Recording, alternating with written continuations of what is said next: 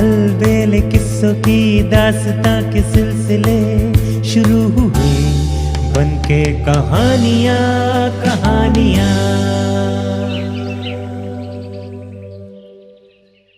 आइए सुनते हैं आज की कहानी दो राजकुमारियां। महाराज अक्रूर सिंह के दो सुंदर बेटियां थी। दोनों का लालन पालन बहुत अच्छे ढंग से हुआ। बड़ी बेटी का नाम सुनैना और छोटी बेटी का नाम नैना था। यूं तो दोनों ही राजकुमारियां पिता का बहुत सम्मान करती थी, लेकिन बड़ी राजकुमारी सुनैना पिता की अंधभक्त थी। महाराज अक्रूर सिंह अगर दिन को रात कह दें तो सुनैना आंख बंद करके उस पर भरोसा करती थी। नैना उम्र में यद्यपि छोटी थी, लेकिन वो हर बार अपनी बड़ी बहन से यही कहती थी कि किसी की भी कोई बात बिना सोचे विचारे और परखे बिना स्वीकार करना ठीक नहीं है, फिर चाहे वो कोई भी क्यों न हो। सुनैना को नैना की बात अच्छी नहीं लगी। वो कहने लगी, हमारे पिता महाराज साधारण व्यक्तियों में नहीं हैं। मुझे उनकी बात पर आंख बंद करके भरोसा है। नैना ने कोई प्रत्युत्तर नहीं दिया और अपने काम में लग गई। राजा अक्रूर सिंह को अपने राज्य के साथ साथ अपने खजाने में जमा धन को देखकर धीरे धीरे अहंकार बढ़ने लगा। एक दिन राजा अपने दरबार में बैठा हुआ था।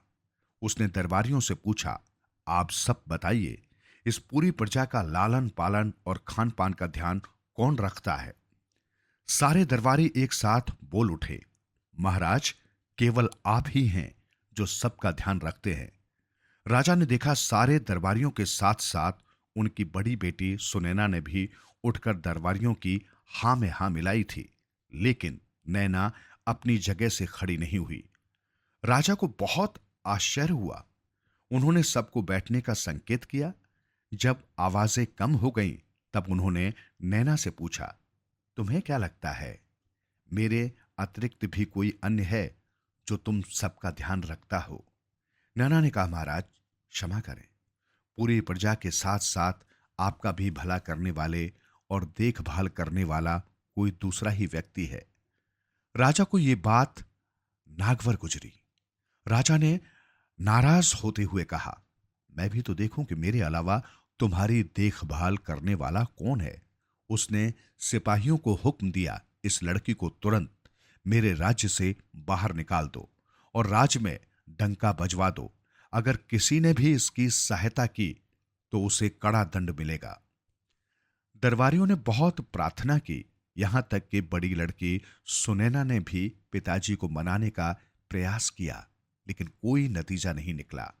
अंत में सिपाहियों ने नैना को पकड़ा और जबरन राज्य की सीमा के बाहर जंगल में ले जाकर छोड़ दिया। नैना उदास हो गई।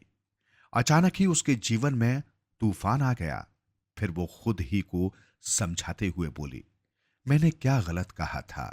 राजा तो केवल अपनी प्रजा की देखभाल करता है, लेकिन इस संसार में लाखों करोड़ों मनुष्य और अन्य जीव जंतु अवश्य ही ऐसे हैं जिनकी सहायता न तो कोई राजा करता है और ना ही कोई सेठ साहूकार। फिर वे सब कैसे जिंदा हैं? अचानक नैना की निगाह सामने कुलांचे भरते नन्हे नन्हे खरगोश, हिरण और नदी में तैरते हंसों के जोड़े पर चली गई।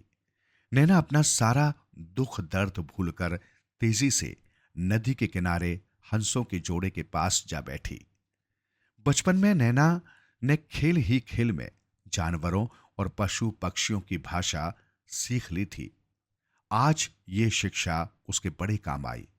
उसने जाते ही हंस को नमस्कार किया और अपना परिचय दिया। हंसनी ने नैना की सारी बात सुनी और उसे बड़ा अफसोस हुआ। उसने कहा, तुम्हारे पिता तो बड़े क्रूर हैं। एक नन्ही सी राजकुमारी को जंगल में यूं भटकने को छोड़ दिया। हंस ने राजकुमारी से कहा, चिंता की कोई बात नहीं, तुमने ठीक ही कहा है। इस संसार का पालन पोषण करने वाली प्रकृति ही है और वो ठीक ही है। और देखो, प्रकृति कभी कोई छेड़छाड़ नहीं करती। हां, प्रकृति तब जरूर नाराज हो जाती है जब कोई उसे नष्ट करने की कोशिश करता है। तब तक बातचीत चल ही रही थी कि धीरे धीरे सांझ ढलने लगी। हंसनी ने हंस से कहा, अब इस राजकुमारी का क्या होगा? ये यहाँ अकेली रहेगी तो डर जाएगी। फिर इसके रहने, खाने, सोने का इंतजाम भी यहाँ जंगल में नहीं हो सकता। हंस ने तुरंत अपने विशाल पंख खोल दिए और अपना दाहिना पंजा आगे करते हुए कहा, बेटी, तुम चिंता मत करो। बिना डरे मेरे पंजे पर चढ़कर मेरे पंखों पर सवार हो जाओ। मैं तुम्हें सुरक्षित स्थान पर ले चलूंगा। नैना तुरंत लपक कर हंस पर आरूढ़ हो गई। देखते ही देखते हंसों का जोड़ा आसमान से बातें करने लगा और 3 समुंदर लांघने के बाद वो हंसों का जोड़ा एक सुंदर नगर के छोटे भवन की छत पर जाकर उतर गया। हंसनी ने जोर से अपने पंख फड़फड़ाए। तभी एक सुंदर नौजवान वहां उपस्थित हुआ। हंसनी ने कहा, ये राजकुमारी नैना है। इसे यहां कोई तकलीफ नहीं होनी चाहिए। तुम इसकी पहरेदारी करोगे। जाओ, इसे ले जाकर आराम करने के लिए जगह बताओ और इसके खाने पीने का सारा इंतजाम कर दो। राजकुमारी आराम से इस नए महल में रहने लगी।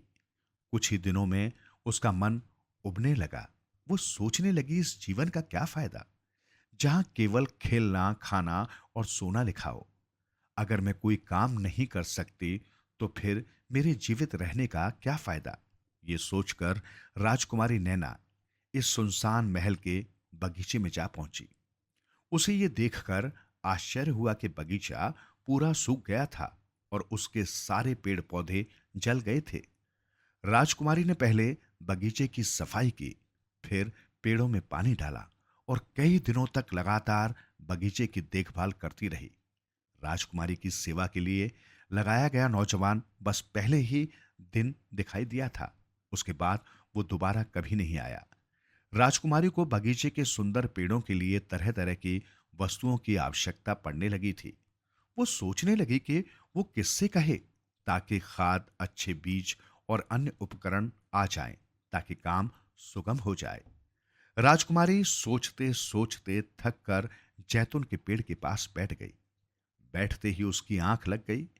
जैतून के पेड़ पर सतरंगी चिड़िया का जोड़ा बैठा था। उनकी चहचहाट सुनकर राजकुमारी की आंख खुल गई। चिड़ा कहने लगा, ये जो नीचे राजकुमारी बैठी है, दिल की बहुत नेक और भली है, लेकिन मैं देख रहा हूं कि वो दुष्ट लड़का जो इसे लेकर आया था, इसकी सहायता करने के स्थान पर अब इसकी हत्या करने की योजना बना रहा है। चिड़िया को बड़ा आश्चर्य हुआ। उसने पूछा, वो लड़का तो महाराज हंसदेव का पुत्र है और वे ही दोनों पति पत्नी राजकुमारी को स्वयं इसे सौंप कर गए थे। वो क्यों इसकी हत्या करना चाहता है? चिड़ा बोला, राजकुमारी ने उसका वरण नहीं किया। वो इसी बात से रुष्ट है। तुम्हें पता होगा, वो हंसकुमार पिछले 3 जन्मों से राजकुमारी की प्रतीक्षा कर रहा है। हंसकुमार की मां ने कहा था, राजकुमारी तुम्हें देखते ही पहचान जाएगी और तुम्हें अपने जीवन साथी के रूप में स्वीकार कर लेगी। फिर तुम्हारा 3 जन्मों का बिछोह समाप्त हो जाएगा और जो श्राप तुम्हें मिला था उससे भी तुम्हें मुक्ति मिल जाएगी। चिड़िया ने पूछा, तो फिर राजकुमारी ने उसे पहचाना क्यों नहीं? चिड़ा बोला, राजकुमारी को देखते ही राजकुमार के चेहरे पर अहंकार का भाव आ गया था और राजकुमारी को राजकुमार का यही रूप पसंद नहीं आया।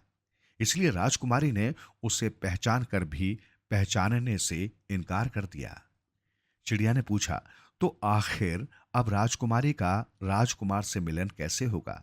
चिड़ा हंस पड़ा। जिस पेड़ के नीचे राजकुमारी बैठी है, उसी पेड़ के फूल को हथेली में लेकर यदि राजकुमारी पुकारेगी तो राजकुमार तुरंत प्रकट हो जाएगा। चिड़िया ने कहा, लेकिन हमारी ये सब बात राजकुमारी सुनकर करेगी कैसे?